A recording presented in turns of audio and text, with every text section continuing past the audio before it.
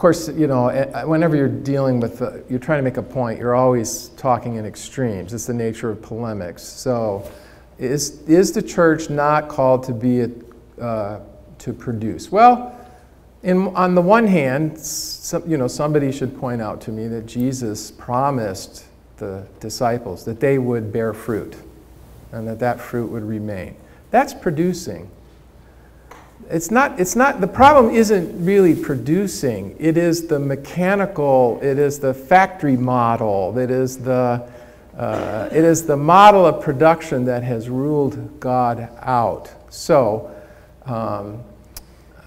so on the one hand, it's important for me when I'm thinking about what God is going to do, how He's going to use the church. I have to reorient myself, first of all, to the work of the Holy Spirit, and to begin to ask myself, what is it that God is doing in this context? Secondly, you know, this whole issue of church consumers, I agree that the consumer mentality has hurt the church, but I think what has hurt it even more is this assumption on the part of church leaders that church is not for believers. That really, you know, if believers come to church expecting to receive, they're being selfish. That is a complete denial of what Ephesians 4 describes about why God has equipped the church with gifts. The reason I go to church is to worship. You say, well, that's just for God. No, He doesn't need my worship. I don't add anything to Him when I worship. I need to worship. I go to church because I need to be equipped to live the Christian life out in the world where God has placed me. And this is one of my hobby horses, if you couldn't figure it out.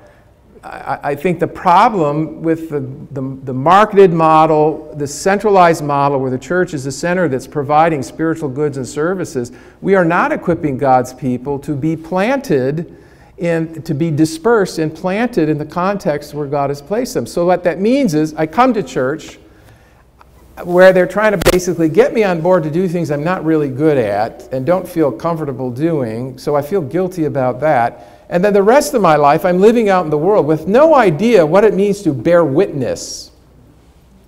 I need to go back. I think church leadership needs to go back and say, what does it mean to equip the church to be the church out there? And so that, in that sense, it's not a consumerism, but there is a genuine need that God's people have. That's why the church assembles. And I like that response.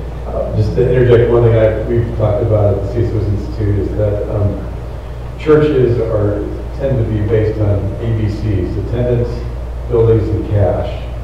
But we believe they've forgotten D, which is discipleship, making disciples. And I think you're right on with it. The key is to see mature disciples race. It's not how many people are attending, how much cash we have, or what massive buildings we have, but are we developing disciples who can go to the world and rest and live for Christ.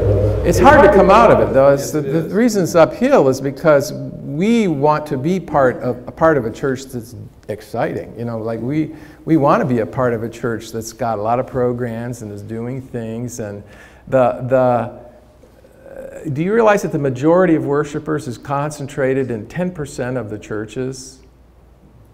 Why is that? You know, and it is, I'm not saying like, therefore get out of it. It does say something about that we are, in one sense, it's like any dysfunctional system. We are ourselves contributing to our own problem.